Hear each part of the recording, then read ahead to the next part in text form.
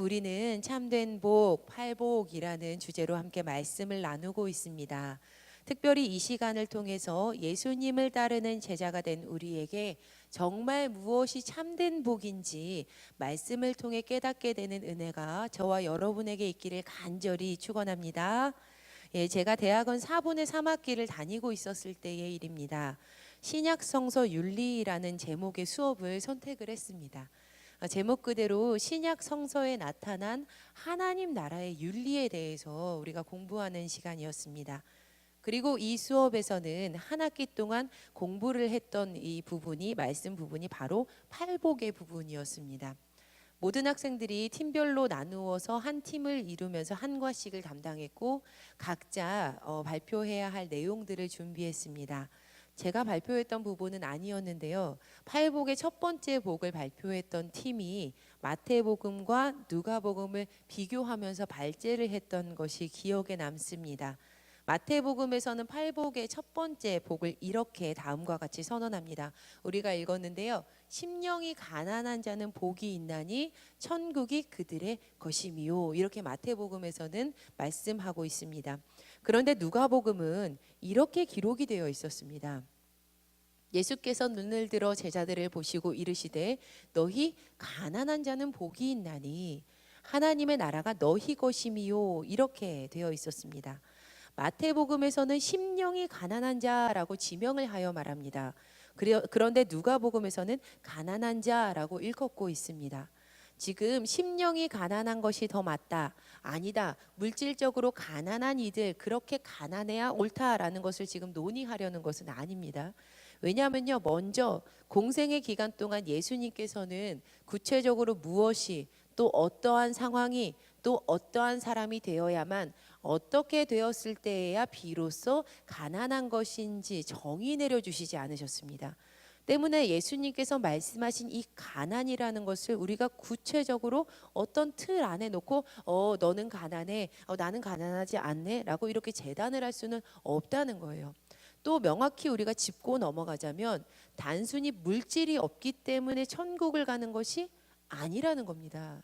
예수님을 구주로 믿고 전생애를 주님께 다 드리면서 천국을 살아야지만 그래야만 우리는 천국의 백성이 될 수 있는 것입니다. 그리고 마지막으로 예수님께 이렇게 전생애를 다 드려서 천국을 살아가는 이들은 자연스럽게 삶 속에서도 자신의 것을 이웃으로 또 세상으로 흘려보내게 됩니다. 나 혼자 움켜쥐는 삶을 살면서 전전긍긍하면서 사는 것이 아니라 우리가 서로 하나로 연결되어서 서로 흐르는 삶을 살게 되는 것이라는 거죠. 그들은 선택적인 가난의 자리에 서서 나누고 베푸는 삶으로 천국 백성임을 스스로 드러내게 됩니다. 그러니까 마태복음에서의 심령이 가난한 이들과 또 누가복음에서 가난한 이들, 이 말씀은요 결코 반대되는 개념은 아니라는 것이죠. 그런데 제가 말씀드리고 싶은 것은 하지만 이 두 구절의 말씀을 그대로 그냥 읽어봤을 때 심령이 가난한 자이건 아니면 너희 가난한 자들이건 반드시 가난해야만 복이 있다라는 조건절의 말씀이 당시 저에게는 너무 부담스럽게 다가왔습니다. 사실 저는요 부유하게 가진 것도 전혀 없었어요. 잘난 능력도 하나도 없었습니다. 그럼에도 불구하고 가난해야만 한다는 조건절의 단어가 저를 굉장히 부담스럽게 만들었습니다. 그래서 당시 저는요 더는 수업을 듣고 싶지도 않았어요. 그리고 팔복의 말씀을 읽고 싶지도 않았습니다. 왜냐하면 복받는 예수님의 제자가 되기 위해서는 반드시 가난하게 되어야만 한다라는 조건절의 말씀이 제 마음을 날카롭게 찔렀고 너무 무겁게 다가왔기 때문이었습니다.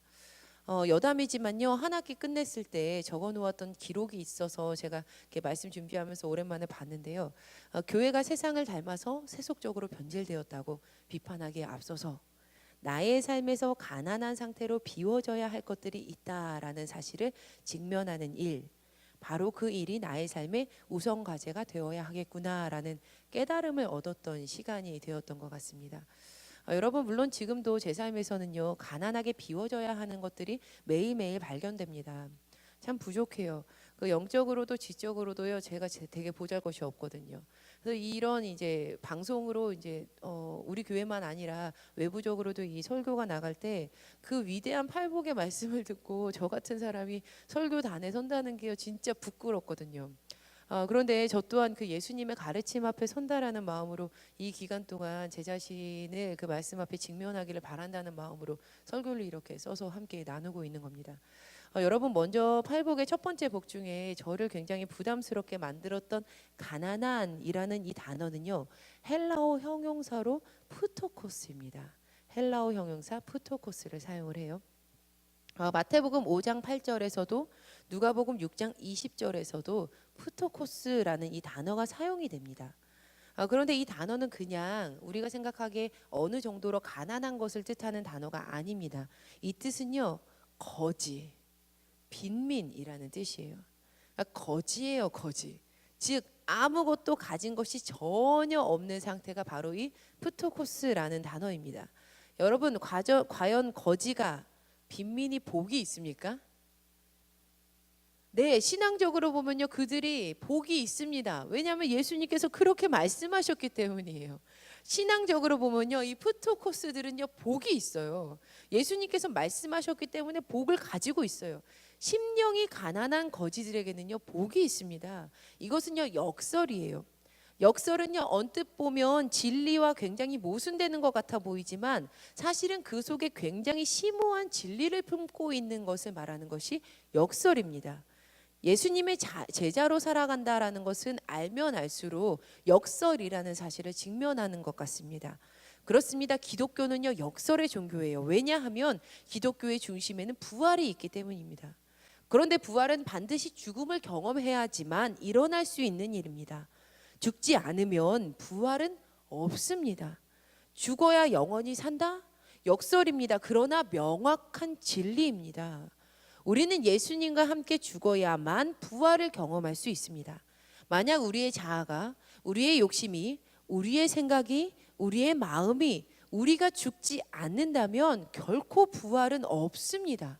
그렇기 때문에 우리는 부활을 위해서 죽고자 노력을 하죠. 로마서 6장 8절에 만일 우리가 그리스도와 함께 죽었으면 또한 그와 함께 살 줄 믿노니라고 우리가 고백을 하고 있습니다.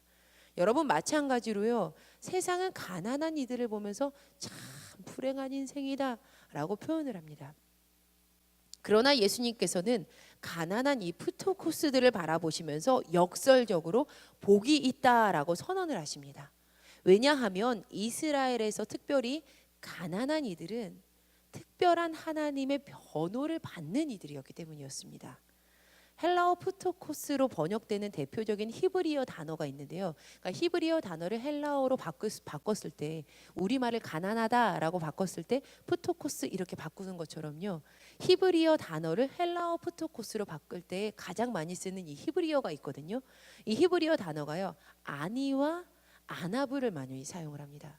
그런데 이 히브리어 아나브는요, 힘이 굉장히 없고 의존적이기만 해서 그 결과 힘을 가진 이들에게 그들의 착취에 쉽게 노출될 수밖에 없는 이들을 아나브라고 말합니다. 이처럼 그렇게 가난한 이들은요, 정말 하나님 외에는 그 누구에게도 호소할 수가 없는 존재들이었습니다. 하나님께만 호소할 수밖에 없기 때문에 하나님을 전적으로 의존할 수밖에 없었던 것입니다. 이처럼 가난한 이들은 하나님께 소망을 둘 수밖에 없는 상태에 있습니다. 오직 하나님으로만 모든 삶의 충족을 기대할 수밖에 없었던 것이죠. 그렇기 때문에 이 가난한 이들은 하나님과의 더 깊은 관계로 들어가게 되는 필연적인 경험을 하게 됩니다. 그리고 참 좋으신 하나님께서는 그들의 요청을 외면하는 분이 아니시죠. 우리가 시편을 읽다 보면 하나님께서는 가난한 이들을 어떻게 생각하고 계시는지, 어떻게 변호하고 계시는지를 우리가 쉽게 알 수 있습니다. 함께 시편 72편 13절에서 14절 말씀을 함께 읽어보시겠습니다. 시작. 그는 가난한 자와 궁핍한 자를 불쌍히 여기며 궁핍한 자의 생명을 구원하며 그들의 생명을 압박과 강포에서 구원하리니 그들의 피가 그의 눈앞에서 존귀히 여김을 받으리로다. 많은 시편을 저술한 다윗은 이 사실을 잘 알고 있었던 인물이었습니다. 그래서 다윗이 저술한 시편을 읽으면 그는 하나님 앞에서 자신을 나는 가난하고 궁핍하오니라고 표현을 합니다. 왜냐하면 가난해야지만 궁핍해야지만 하나님의 채우심을 경험할 수 있었기 때문이었습니다. 지금 미국 워싱턴 DC에 그 웨슬리 신학대학교의 부총장님으로 섬기고 계시는 그 목사님이 계십니다. 그 신경림 목사님이신데요. 지난 10여 년 동안 저와 이제 관계를 맺고 계십니다. 선배 목사님으로서 많은 후배들에게 참 격려와 가르침을 주시는 분이신데요. 감사하게도 종종 사석에서 뵈면서 많은 배움을 얻고 있습니다. 과거에 식사를 함께 하던 자리에서 하루는 가난에 대한 이야기를 이제 함께 나누게 되었습니다. 이 가난이 갑자기 화두가 떠올라서 이제 신학적인 이런 이야기를 나누다가 제가 솔직히 가난이라는 것은 사람의 인생에서 결코 겪고 싶지 않은 일입니다라고 이렇게 말씀을 드렸어요. 그런데 목사님께서 그 이야기를 들으시면서 빙그레 웃으시면서 이렇게 말씀하시는 거예요. 아니야. 가난해야만 경험할 수 있는 은혜가 있어. 가난해야만 할 수 있는 일이 있고 가난은 은혜의 통로야. 가난은 축복이야. 여러분 고린도후서 6장 10절은 이렇게 우리의 정체성을 밝히고 있습니다. 근심하는 자 같으나 항상 기뻐하고 가난한 자 같으나 많은 사람을 부요하게 하고 아무것도 없는 자 같으나 모든 것을 가진 자로다. 아멘. 아무것도 없어야 모든 것을 가지게 되는 겁니다. 빈 컵을 들고 있어야 은혜의 생수가 충만히 흘러서 들어올 수 있습니다. 가난해야만 하나님의 채우심을 경험할 수 있는 것입니다. 여러분 그렇다면 과연 우리는 무엇에 가난해야 하는 것일까요? 우리는 무엇에 가난해야만 하는 것일까요? 마태복음 5장 8절은 복을 받는 가난한 이들이 무엇에 대해서 가난해야 하는지를 명확히 밝히고 있습니다. 팔복의 첫 번째 복은요, 심령이 가난한 자는 이렇게 시작하고 있습니다. 여기서 우리가 가난해야 하는 그 무엇은 심령이라는 것이죠. 여기서 심령은요, 푸뉴마입니다. 그런데 이 푸뉴마는 하나님의 영, 그리스도의 영을 표현할 때 사용되는 단어입니다. 신약에서 총 687번이 사용되고 있는데 다른 구절에서 이 푸뉴마를 번역하는 것들을 잘 살펴보면요, 성령으로 번역을 합니다. 그러니까 예수님께서는 지금 이렇게 말씀하고 계시는 겁니다. 푸뉴마에 가난한 너희들은, 푸뉴마에 빈곤한 너희들은, 그러니까 성령에 가난한 이들은, 이렇게 지금 예수님께서 말씀하고 계시는 것입니다. 만약 우리의 마음이 세상의 재물, 명예, 안위, 인기 등등등에 집착하는 것으로 가득 채워져 있다면 분명 우리는 성령에 대한 관심을 가지지 않게 될 것입니다.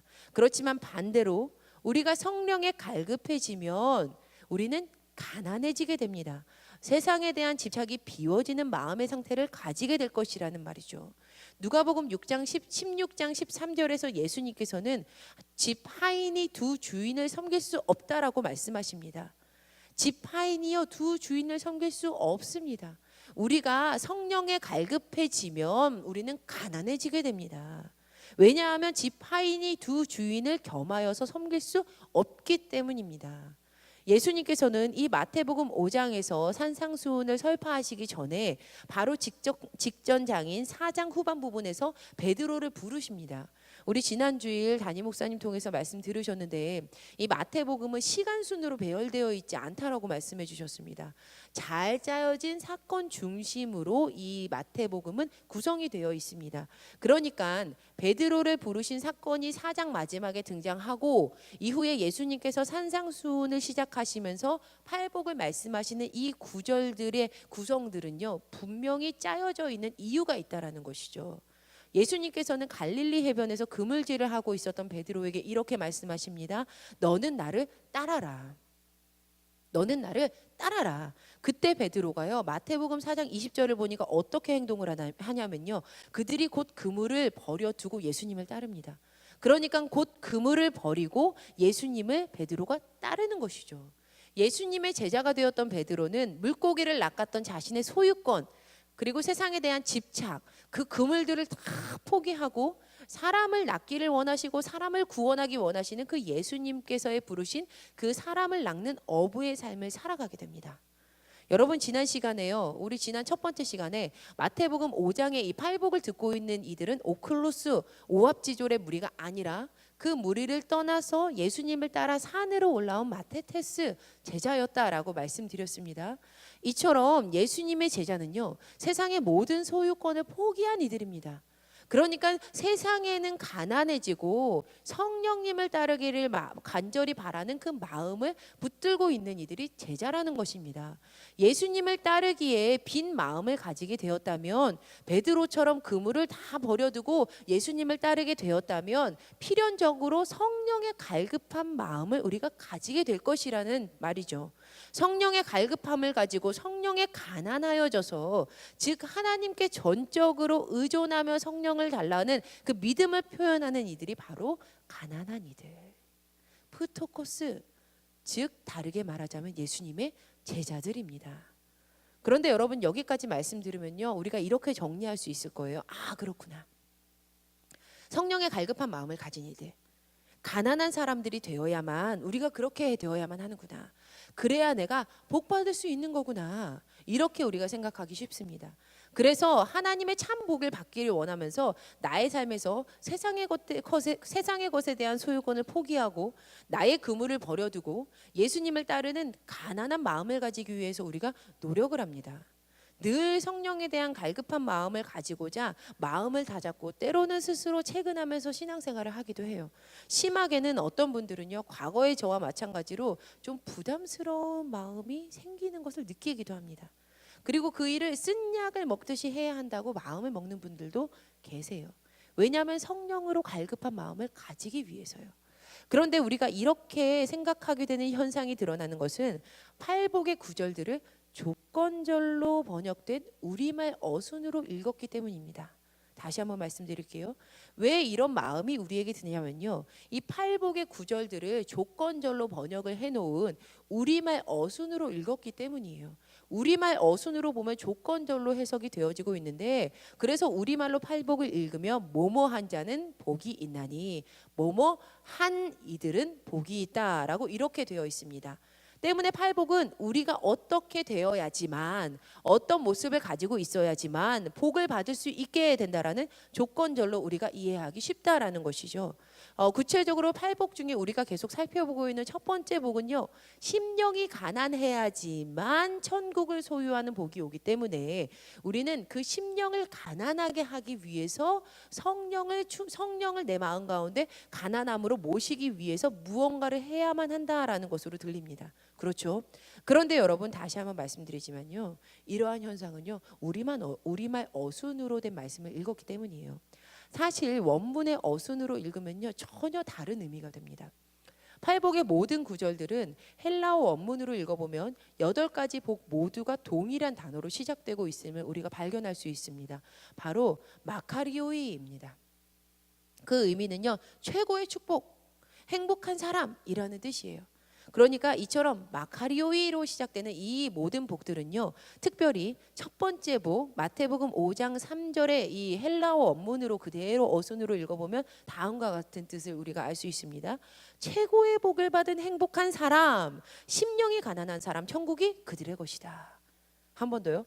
최고의 복을 받은 행복한 사람, 심령이 가난한 사람, 천국이 그들의 것이야. 이렇게 예수님께서 말씀하셨다는 겁니다. 삼일교회 송태근 목사님께서요, 근 4년 전에 이 부분을요 덧붙여서 이렇게 해석을 하셨어요. 좋겠다, 심령이 가난해서. 이런 뜻이라는 거예요. 좋겠다, 너 복 받았다, 심령이 가난하니까. 이렇게 예수님이 말씀하셨다라는 거예요. 사실 이 구절들은요, 뭐뭐 해야만 뭐뭐 받는다라는 조건절이 아니고요, 선언절이에요. 선언절. 그러니까 조건절로 읽는 것과 선언으로 읽는 것은요, 하늘과 땅 차이라는 거죠. 선언으로 읽었다, 우리가 선언절로 이것을 보아야 한다라는 의미는요, 예수님께서 지금 그 말씀을 듣고 있는 그 제자들이 어떤 존재인지에 대해서 선언하셨다라는 뜻입니다. 지금 예수님께서는요, 오클루스 그 오합지졸에서 벗어나서 마테테스 제자가 되어서 나오고 있는 이들에게 이렇게 선언하고 계신 겁니다. 야, 너희 복되다, 심령이 가난한 너희들, 너희 천국이 너희 거야. 이렇게 말씀하고 계신다라는 겁니다. NIV 성경으로 팔복을 보면요, 모두 동일하게 blessed are로 번역되어 있습니다. 첫 번째 단어가 축복이라는 거예요. 그러니까 축복을 뜻하는 명사 blessing은요, 피를 흘린다라는 의미의 동사 bleed에서 파생이 된 단어예요. 그러니까 예수님께서 지금 야 너희 복 받았다라고 말씀하시면서 선언하신 이 구절은 피를 흘린 대가가 치러졌을 때 얻어지는 축복이 너희에게 있어라는 의미라는 겁니다. 그런데 그 축복을 받는 이들은요, 정말 감사한 것이 복 받는 사람이 피 흘리는 게 아니에요. 복 주는 분이 피를 흘렸을 때 받은 복이 바로 축복받았다라는 뜻이라는 거죠. 그러니까 정리하자면 이 팔복은요, 예수님께서 그분의 제자들에게 사실은 그 제자들이 어떤 존재인지를 선언해 주신 복입니다. 피를 흘리신 예수님께서 선언하시면서 너희 이 복 받은 거야 라고 허락해 주신 복이 바로 팔복이라는 겁니다. 우리가 아직 죄인 되었을 때에 그리스도께서 우리를 위하여 죽으심으로 하나님께서 우리에 대한 자기의 사랑을 확증하신 축복을 우리에게 주신 거라는 겁니다. 네, 여러분, 우리는요 그런 복을 받은 사람들이에요. 예수님의 제자들은요 그런 선언을 이미 받은 사람들이라는 겁니다. 정리하자면요, 우리는 심령이 가난해야지만, 그 성령에 가난해야지만 조건절로 그래야만 복을 받는 사람들이 아니라는 겁니다.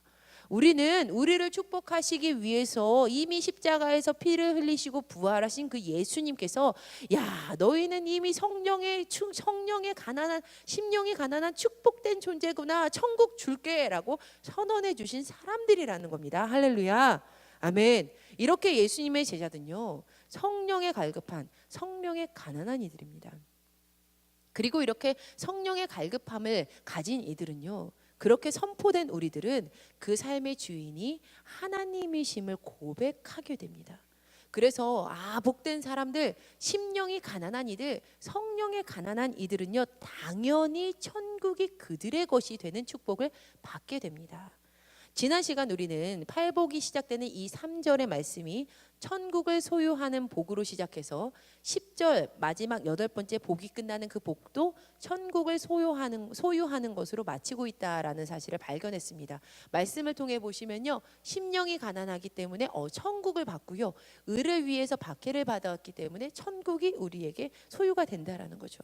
이렇게 팔복은 첫 번째 구절과 마지막 구절이 동일한 인클루지오, 양갈 대칭을 이루고 있다라고 말씀드렸습니다. 인클루지오는 문단의 첫 번째 시작과 끝부분에 동일한 단어나 어휘가 사용되어서 그 단락의 주제를 강조하는 문학적인 기법입니다. 마태가요 강조하고 싶은 부분이 있으면 무조건 인클루지오 기법을 사용을 해요. 이 구조를 분석해 보았을 때 팔복에서 예수님께서 우리에게 주시고자 하는 주된 복이 천국이라는 것을 우리는 알 수 있습니다. 그런데 우리가요 하나님, 그 예수님께서 주시고자 하는 그 복인 팔복들을요 잘 살펴보면 천국의 복으로 시작이 되어서 천국을 받는 그 복으로 끝나는 이 팔복이 사실은 다른 복들과 다름을 우리가 알 수 있습니다. 무슨 말씀이냐면요, 제가 풀어드릴게요.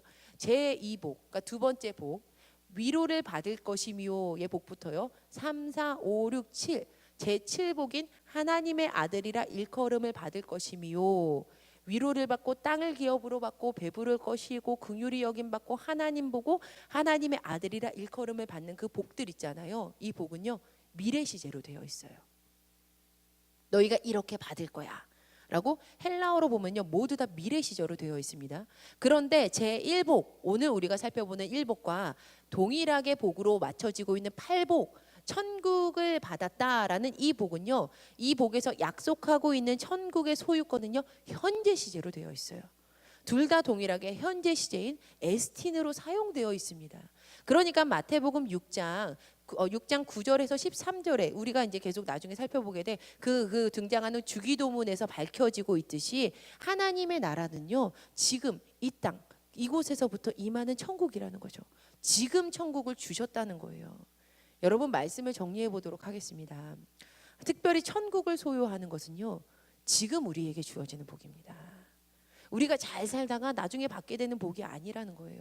지금 이 시간 하나님의 통치가 나의 삶에 이루어지는 복을 받는 것이 그 천국 복을 받는 것이라는 겁니다. 그리고 오늘 우리에게 임하는 그 하나님의 나라는요 반드시 성령을 통해서만 임하게 됩니다.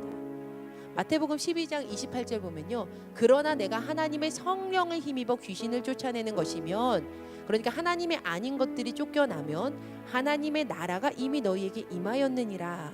성령으로 하나님이 아닌 것들이 쫓겨나며 하나님이 우리 가운데 오는 하나님의 나라가 임하게 되는 겁니다. 그러니까요. 첫 번째 복, 심령이 가난한 자는 복이 있나니 천국이 그들의 것이미요에서 성령의 가난한 이들이 지금 이 시간 천국을 복으로 받게 되는 것은 너무나도 당연한 복받음이 되는 것입니다.